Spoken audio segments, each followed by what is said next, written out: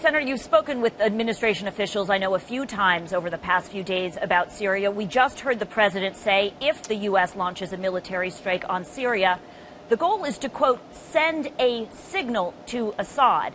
In your view, is that a solid enough military objective?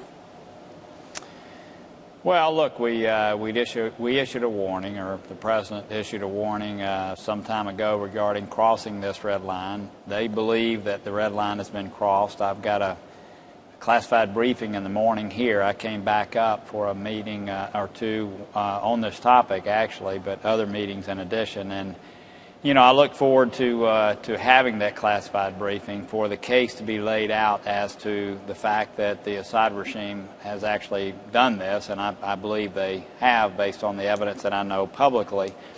But look, I do think it's important for us to cause international norms to be adhered to. I want to say, Jessica, I've been very forward on this, saying that I do not want it, on the other hand, to change the policy that we right now have in Syria, which is to support the vetted, moderate opposition on the ground, not with boots on the ground, but by equipping and training. And I will say that has been very slow to be forthcoming. So, again, I don't want what we may be getting ready to do with Syria to take us away from that stated strategy and that policy of ensuring that we don't get ourselves directly involved in any kind of quagmire relative to a civil war. So, yes, I do think that what the president is proposing, a surgical, proportional strike, is called for here, assuming, again, the intelligence briefings that I get justify those actions.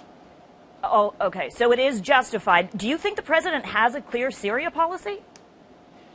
I think the president has been very slow to come to the table. I know that we passed out of the Foreign Relations Committee a policy, and I very much supported that. The administration has, based on public comments that they have made, have really embraced a policy very similar to what we passed out. But what we're doing is being done, Jessica, covertly, and so we really don't know the details of how we're actually arming the opposition groups. I was just there 2 weeks ago, and I know that those arms had still not yet begun to flow. So I will say I think the administration has been frustratingly slow in helping build the capacity, not with our men and women on the ground, but through equipping and training the opposition. So I think our policy so far, candidly, has not met the test, but I do believe it's beginning to take shape.